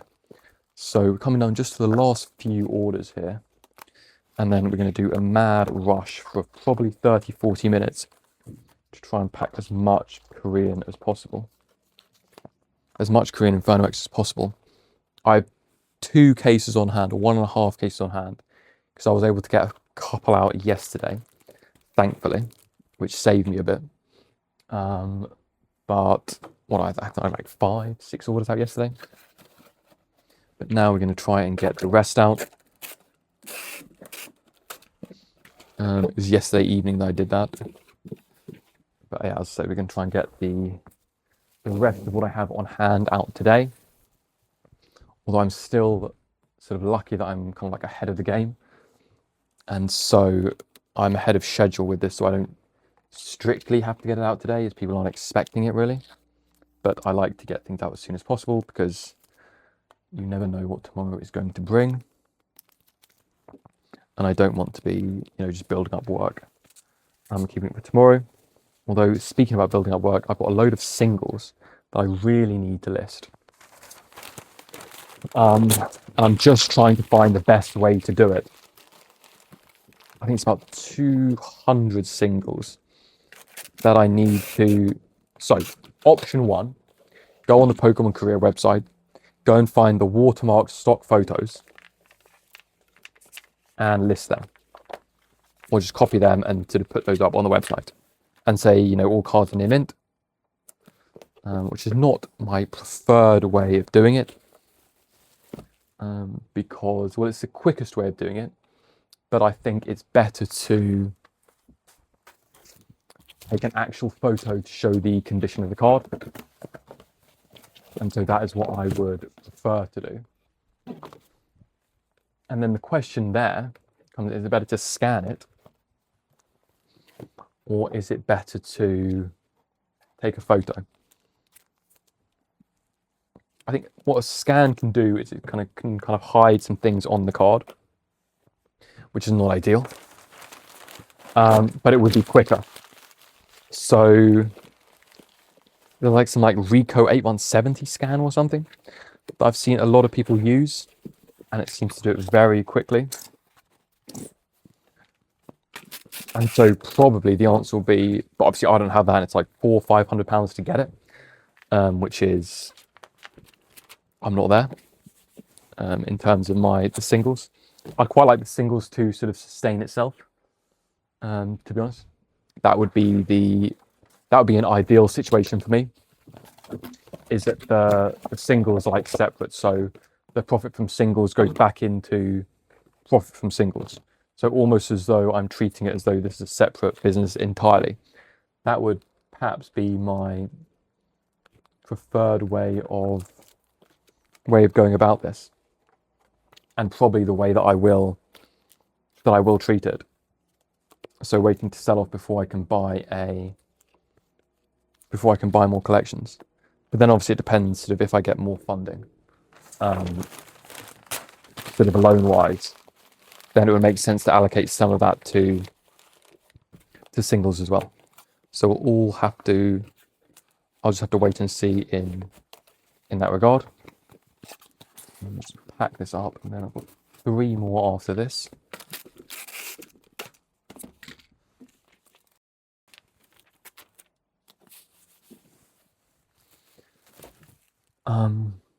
Obviously then there's doing the scan on your phone. You can get scanner apps, but they really, I don't know, overexposed, but it looks really bright and the card doesn't end up looking like the card. So, I don't know, maybe I need to set up a photography rig, because the way I was doing it, mounting the camera on a tripod, but then when I was pressed to take the picture, and I was doing it with this camera that's being there, so a Sony ZV-1, I think it is. I was using it on there, but the problem was that the camera would shake every time. And I don't know why it was taking so long to take the picture. I think I changed the shutter speed. I think that's what I was doing. I think I actually need to do this again. I think I completely messed up the settings for it. As I drop this Magirna card sticker. So I think I've actually worked it out. That's what the problem was. Yeah, so I've got quite a lot of singles. I think big hitters. I've got the Mew from 151, and I've got a Vaporeon and an Espeon. I'm taking way too much time to do this. I've got a Vaporeon and an Espeon as well, from Terrassal Festival, the SARs. So those the 3 big cards, and then just some of the starters from 151, stuff like that. So I'll list them on the website when I can, probably after Inferno X is finished with. just because that's kind of like the main priority at the moment. I just want to get that out and then be able to focus on other things. So what is this? A black bolt and two Mega Dreams. And need some bubble wrap.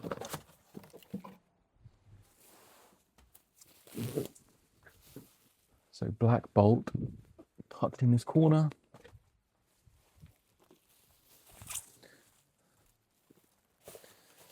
I'll tell you what, that 7-card scan thing was a shame because I was excited to have it because it meant that I sold some of the they bought the 151 and the 151 was taking so long to shift. So it was actually great that they came in. Unfortunately, it was a scam, but I was pleased when the order came in. What can you do, hey? But I'm not worried about holding the 151 because I know that you know it might not sell quickly, but I'm not going to lose money on it. So I'm not too fussed about that. I think these are a bit too high. No, they look alright.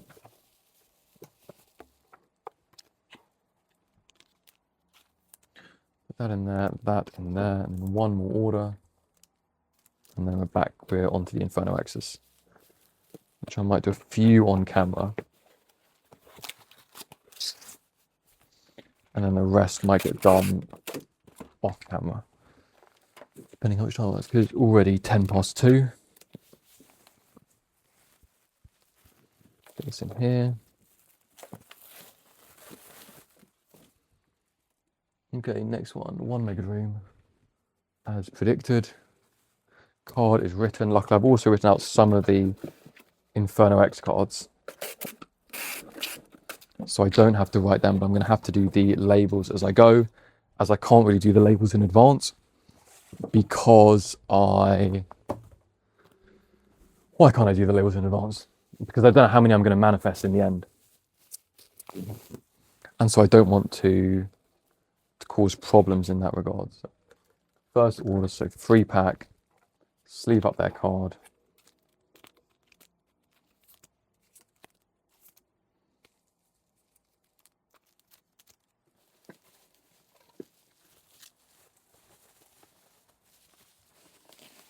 Whereas I could have given that Cyber Judge pack as a free 3-pack, but it's fun to rip, isn't it? Okay. Could have also sold it. That would have been a play, wouldn't it? But one random Cyber Judge on the site is fine, and I enjoyed ripping it. So what can you do? Okay, this goes in there. Now that is those all done. Let's go on to Mega Brave, or Inferno X, sorry.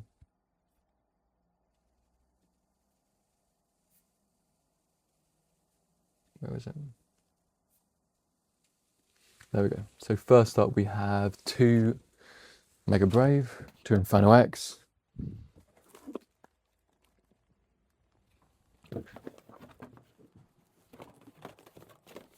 And where are those cards in here?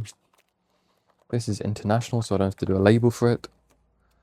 Well, I don't have to do it just yet because I've got to do that manually on DPD. 210. Okay, so that is going off. I'm just going to, for international ones, I just write the initials and the destination country.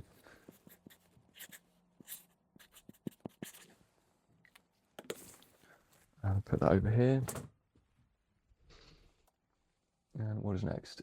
5 Inferno X.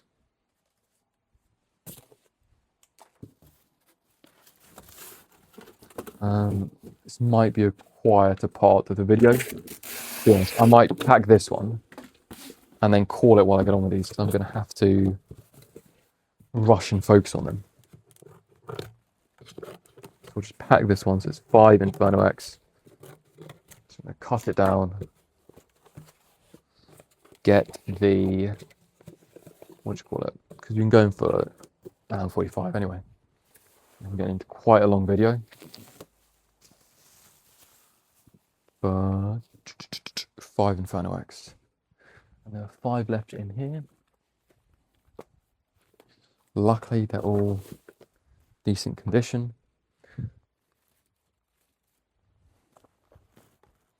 To be honest, I'm more worried about the other box. That got shipped to me. I'll show you that box actually just before I turn off. Let me get this.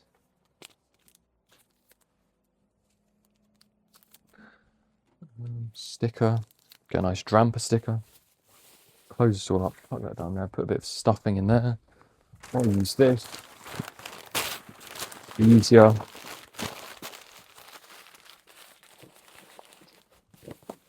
Pack this in. What is this? Track. I need to print this. 548. Okay, so I'll just print this. I'll show you that box down there. So I've got to open it up.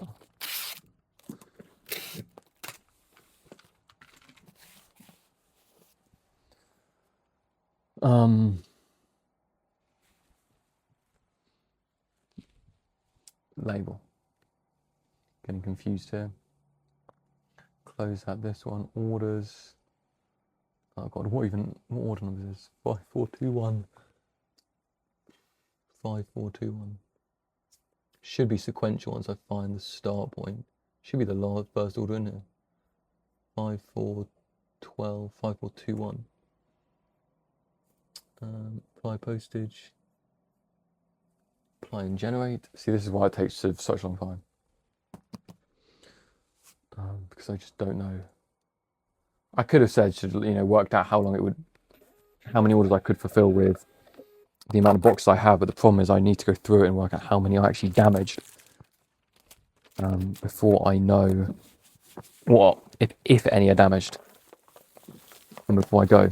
The reason I maybe speak with a bit more certainty that things are damaged. So this is one of the boxes. Just like what happened here? Not entirely sure what this packaging is. Or how this was like cobbled together. But let's try and get in here.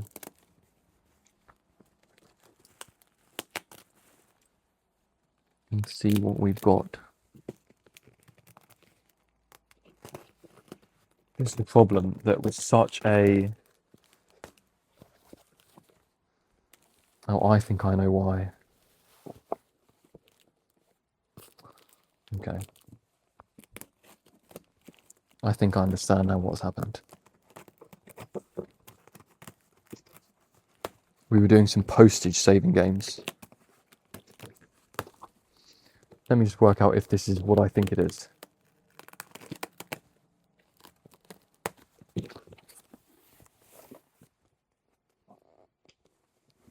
Because this isn't Inferno X. Inferno X is beneath this. But these... I don't know what these are. It's Inferno X. 9 Inferno X. Right. This is a problem because the pre-release, they're not giving out cases. So this is 4, 12, 24 plus 9. Okay, now I'm just confused.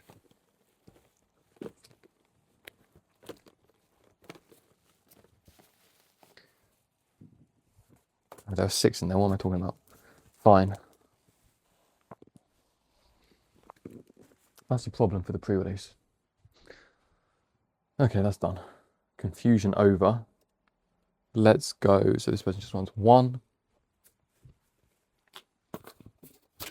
I guess we are staying. But yeah, sometimes the packaging is interesting. Let's put it that way. These 6 can go up here. I thought it was going to be those Gen 1 starter decks that I ordered. Similar to like the Pikachu Presents box. But no, it's just Inferno X pre-release. The pre-release one's often nice because they have like, well, they sometimes have like a promo card in. Not a promo card, like a, I don't know, kind of like advertising cards they put in the first wave of releases. So it's not sort of something that you always get, but it is something that Pokemon will put into the first one. So if you do get a pre-order and you get like an extra card in the pack, like a promo thing saying something in Korean, then that is what that is. It's first order. So let's wrap this up. And this is going to be, who's this one? 5422. Okay. Apply and generate labels. And next order is 2.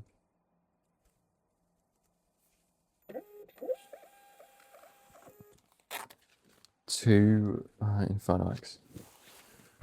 In the bin.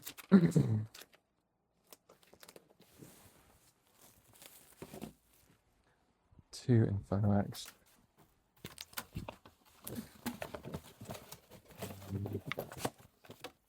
So hopefully can get through this case. It's 2:17. I'll see how much I can do by 2:30, and then I'll decide whether I am going to continue. Then I'm taking that to continue or not. So 2 Inferno X, 5th order, so a pack of 151. Give them a Lucario sticker. Let's go in. And let's get the label printed for this. It's 5423. Yes, it is.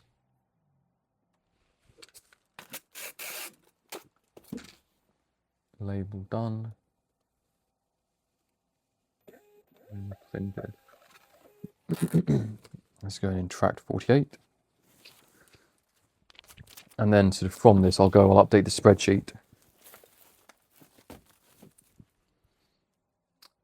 And see where we can go from there. So this is a Glory of Team Rocket and 2 Inferno X Preorders. The other thing that happens is remembering if you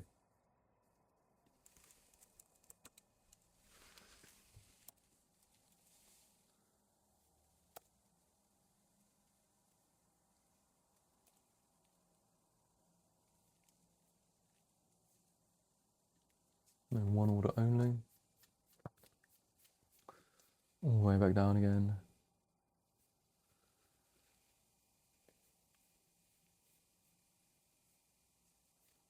Okay, now I'm just confused. The problem is also with some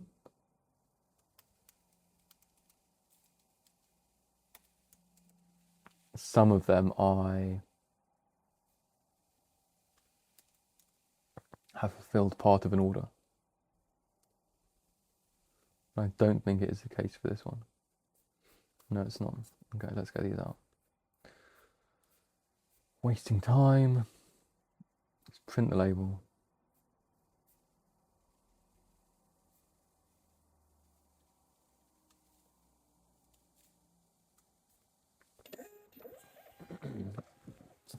And then 2 Inferno, 1 Glory of Team Rocket.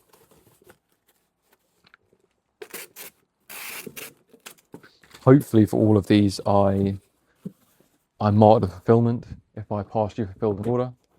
I think that I did, but honestly, you never know, do you? And there are always mistakes that get made. I remember I did this before for pre-order. I just forgot to mark it as fulfilled. So I partially fulfilled it. And then, thankfully the customers were gracious enough to let me know. But one of them sort of offered to pay because they just didn't want to, but the other one was like, look, it was my mistake. I'm not going to bother you with the hassle of shipping it out. Actually, no, I think they all paid. And I just said, look, you can keep it. And they were like, no, let me pay. And so they did. So that was fine because I never want to like force packs upon people, especially if they don't want it. Really wish I bought water today. But yeah, so you don't want to force it upon people. So I did offer to that they could just keep it, but they felt bad about keeping it, which is fair enough. I understand that. and so they end up paying for it, or taking, I think, for like a discounted rate, because they no need to pay the full amount when you didn't want it in the first place. Okay, so we've got 25 Inferno X left after this one. Making decent time. This is someone's 10th order, so I'll give them a V-Star Universe pack. As a thank you, I'll give them a Pidgey card, their slip, and then they're getting a Buzzswole, I think his name is, card. I don't really know sort of a lot of the, I think it's XY, like the, what are they called? Ultra Beasts. Just no idea who they are. And so because of that, like I see them, I was like, what is this? Do not recognize the names at all. The thing is, they were also so specific to that you don't really see them in other games. Presumably in Legends EA, although still yet to play it. And there weren't any deals over Black Friday where I was like, yeah, that sort of encouraged me to pick it up. But I'm sure at some point in the future. 22, 1 Mega Brave pre-order, 223, and after this we'll have 24 left.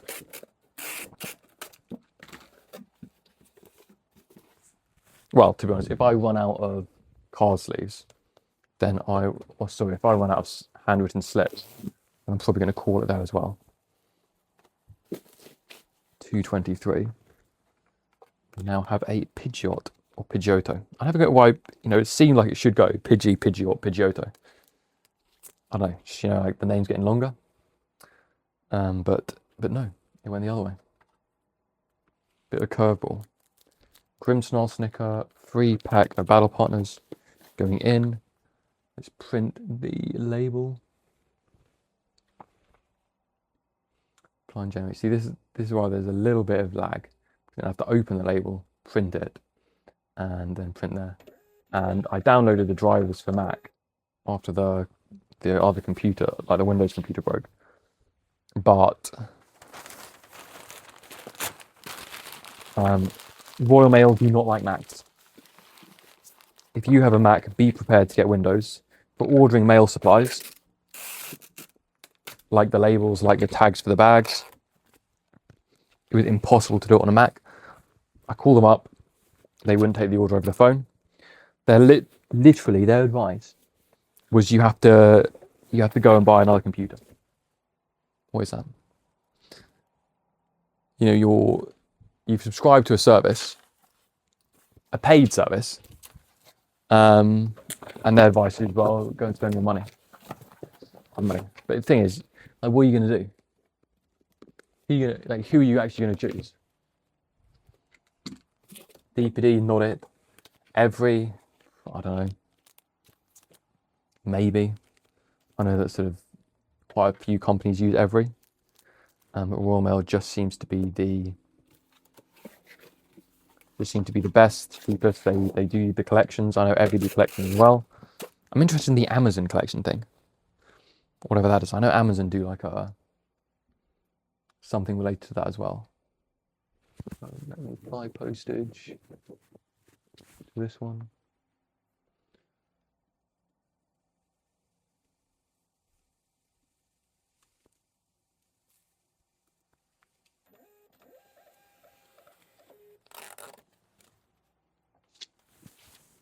Goes in there.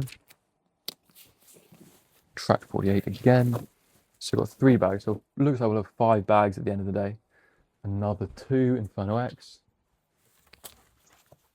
So we're getting down to 18 Inferno X left over. So hopefully, looks like we'll be able to get all of this out. It's 26. Take this cool Swablu. Flying away from a Pokestop in Paldea. I like it. So we'll take an Oinkologne. Then his thing, we'll take a Wheezing sticker. Put it in there. Let's seal this up. I need to record a video for that Pikachu Presents thing. Because there is absolutely no point buying something for Christmas and not listing it. Other thing is sort of what box it goes in. Who is this for? This is this one. So I need to do that. So I can start selling these. So I've got 10 of them. They're a nice gift, I think. I think it's a nice thing to get in for Christmas, which is why I bought it. They should be going up tonight. I'll try and get them up. Although I'm not 100% sure. Not 100% sure yet or when they will go up. And I guess they're just going to go in the box, but I do like the five orders. I hope there aren't too many 24s because I'm running out of space in the 24 bag. We're like, do I start another bag? Don't really want to. But we'll see how it goes. I'll just split it over 2 bags. Kind of for the postman anyway. They don't have to struggle with just one heavy bag. Rather have some light ones. Down to, what is that? 17. 17 down. Get a Flamigo sticker. Card. Interesting Pokemon design. Not the most inspired. Get a Mega Sizzle. Probably one of the GOAT Pokemon. No extra card. In Voidspell. Sizzle seems like a really cool Pokemon until you work out how slow it is. And Scyther seems like a really good Pokemon until you realise it's a glass cannon. Not that I play Pokemon competitively, just observations. Maybe. I think that's correct. I think I've spoken there and sort of said it like, it makes people think that, oh, maybe this guy knows what he's talking about. Maybe he does like Pokemon after all. Or is he just in it for the money? Just a fake. Faking a love of Pokemon. Because you do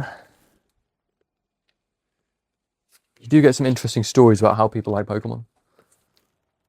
Not everyone's in it because their heart is in it. Not that you have to be. Passion helps with a business, but many people have started businesses, I'm sure, where they've had no passion for the IP, for the work that they're doing. I'm not sure that there are many people who are passionate about a waste removal business, and yet there are people who make lots of money doing. See, that's the problem. This is the problem. You see that?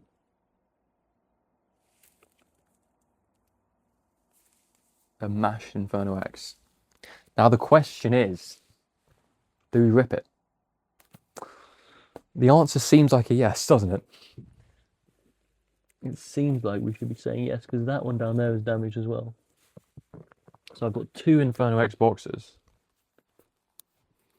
that are absolutely beaten up.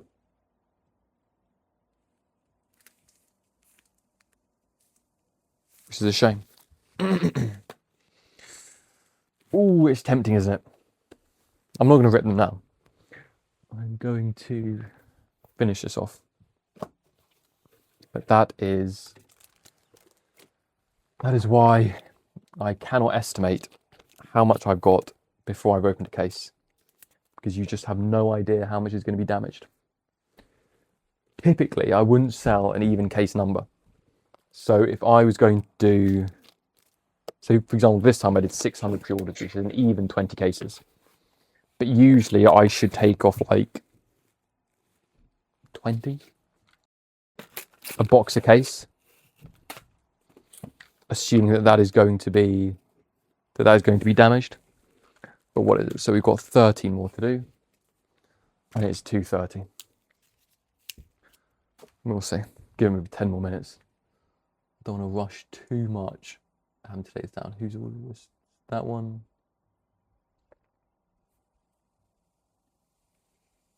Because I don't want to miss the pickup. That would be a nightmare.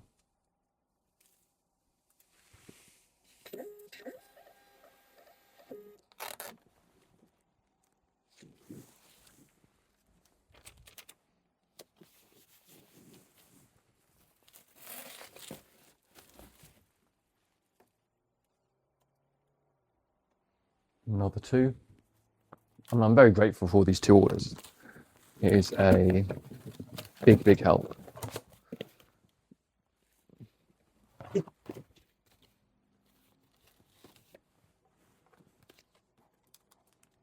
Take a Bergmite,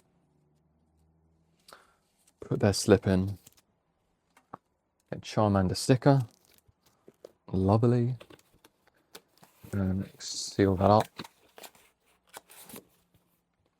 Need tape. Let me fill this up.